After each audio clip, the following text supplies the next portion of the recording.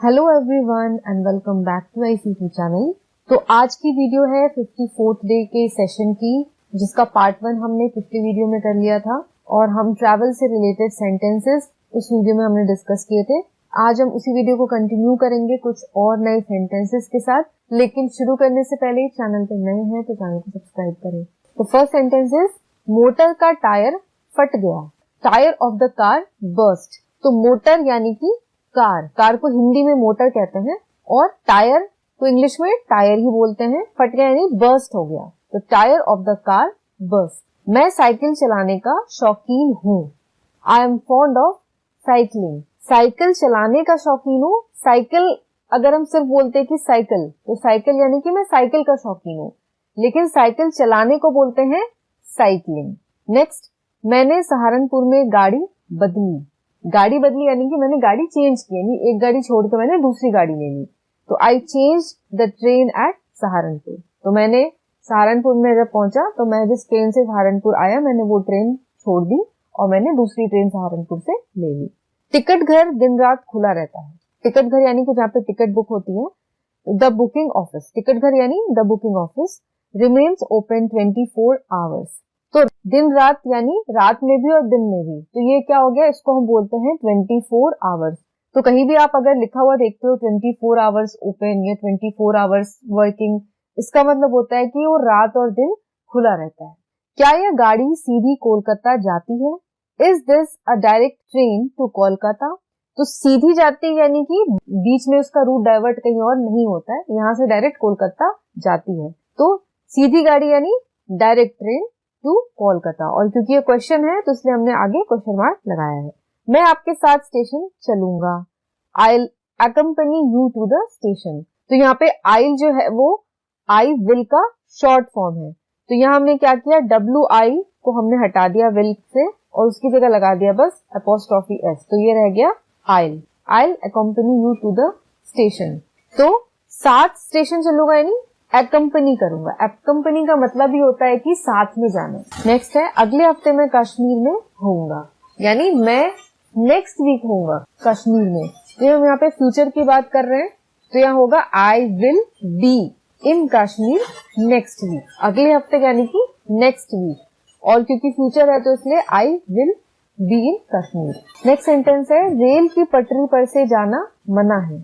Crossing the railway tracks is prohibited. तो सबसे पहले रेल की पटरी पर से जाना, यानी रेल की पटरी बनी हुई है उस पे से जाना यानी कि उसको क्रॉस करके जाना मना है। तो इसलिए क्रॉसिंग द रेलवे ट्रैक्स हो गया। और मना है यानी कि प्रोहिबिटेड है। प्रोहिबिटेड का मतलब ये होता है कि जिस चीज को करने से मना किया गया हो, जिस चीज को करने से रोका गया हो, उसको हम कहते हैं प्रोहिबिट करना। तो crossing the railway tracks is prohibited. अब आगे दिल्ली का स्टेशन है। The next station is Delhi. आगे दिल्ली का स्टेशन यानी कि जो अगला आने वाला स्टेशन है नेक्स्ट, वो दिल्ली ही है। इसलिए हमने लिखा है द नेक्स्ट स्टेशन यानी अगला स्टेशन इज दिल्ली। अभी गाड़ी चलने में आधा घंटा है, यानी ट्रेन को चलने में, ट्रेन को स्टार्ट होने में अभी आधा घंटा है, यानी आधे घंटे बाद ट्रेन चलेगी। तो there is still half an hour. अभी गाड़ी चलने में आधा घंटा है, तो अभी आधा घंटा के लिए हमने यूज किया still half an hour for the train to start, यानी गाड़ी चलने में यानी for the train to start. जल्दी करो, गाड़ी यहाँ थोड़ी देर ठहरती है। Hurry up. जल्दी करो यानी hurry up. The train stops here for a short while. तो थोड़ी देर ठहरती यानी शॉर्ट वाइल के लिए ठहरती है। तो train stops here for a short while. गाड़ी का ठीक समय 11:30 बजे है, यानी जो सही समय है गाड़ी के आने का स्टेशन पे वो 11:30 बजे है। 11:30 यानी कि 11:30। तो साढ़े जो भी होता है 3:30 होता है, तो उसको हम लिखते हैं 3:30। वैसे 2:30 होगा तो उसको हम लिखेंगे 2:30। 1:30 होगा तो 1:30। मान लो 10:30 है तो 10:30। तो यहाँ पे 11:30 बजे है ट्रेन, तो इसलिए हमने लिखा है the train is due eight 11:30। Due यानी कि आने वाली है 11:30 बजे। मार्ग में हमारी मोटर खराब हो गई। मोटर मैंने बताया पहले ही कि मोटर कहते हैं हम कार को हिंदी में। तो रास्ते में ही खराब हो गई, तो अब कार खराब होने को यहाँ पे लिखा गया है ब्रोक डाउन। ब्रोक डाउन का मतलब खराब हो गई on the way. Broke down का यानी कि कार टूट गई। ब्रोक डाउन का मतलब होता है कि कार खराब हो गई। वह सोमवार को मुंबई उतरेगा, यानी उतरेगा यानी कि शायद वो फ्लाइट से आ रहा है या वो ट्रेन से आ रहा है, वो सोमवार को वहां पहुंच जाएगा, सोमवार को वहां लैंड करेगा। He will land in Mumbai on Monday. He will क्यों? क्योंकि वो मंडे को लैंड करेगा, फ्यूचर की बात हो रही है। कुली जहाज से सामान उतार रहे हैं। कुली को इंग्लिश में कहते हैं पोर्टर्स। तो the porters are unloading the cargo. अब जहाज से उतार रहे हैं सामान, तो जहाज में जो सामान होता है उसको कहते हैं कार्गो। तो कार्गो जब भी होता है तो आप ये समझ जाओ कि जहाज से रिलेटेड है ये। नेक्स्ट इज मैंने एक घोड़ा किराए पर लिया। I hired a house. तो यहाँ पे हायर का मतलब ही होता है किराए पे लेना, तो किराए पे लिया तो आई हायर्ड अ हॉर्स। क्या यहाँ कोई किराए की मोटर मिल जाएगी? किराए की मोटर यानी रेंट पे, जैसे टैक्सी लेते हैं, कार लेते हैं, उसके बारे में बात हो रही है। तो इज अ टैक्सी या is a cab available here? तो क्वेश्चन है तो इसलिए हमने इज से स्टार्ट किया है। तो इज अ टैक्सी और कैब अवेलेबल हियर यानी कि मतलब अभी मिलेगी या नहीं मिलेगी।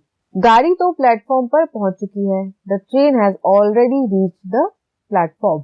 मतलब ट्रेन ऑलरेडी प्लेटफॉर्म पे पहुंच चुकी है। यह डिब्बा तो सैनिकों के लिए रिजर्व है, हम तो स्लीपर में जा रहे हैं।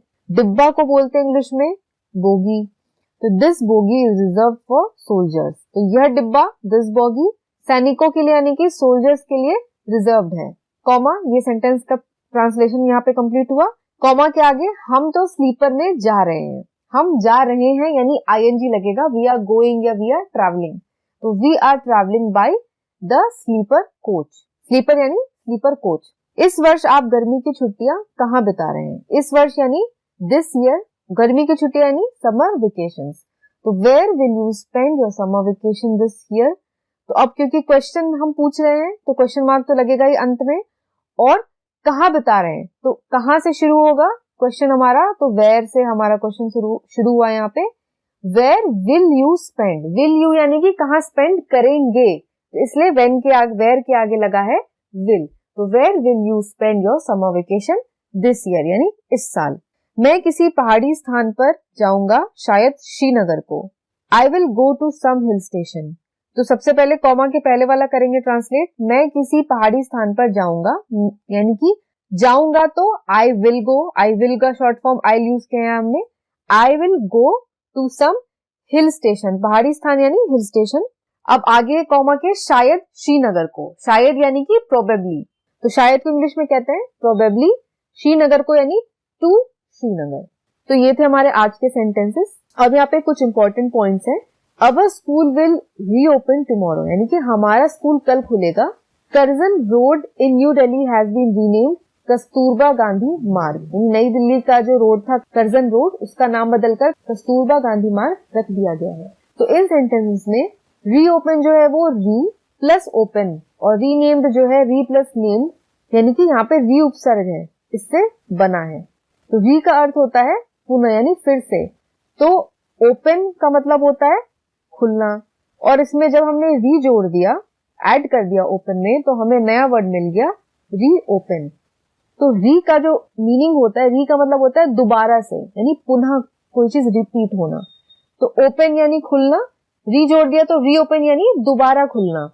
वैसे ही नेम्ड, नेम्ड का मतलब क्या हुआ? नेम्ड का मतलब कि उसका नाम रखा गया है। इसके आगे हमने जब आर ई री लगाया तो ये बन गया रीनेम्ड।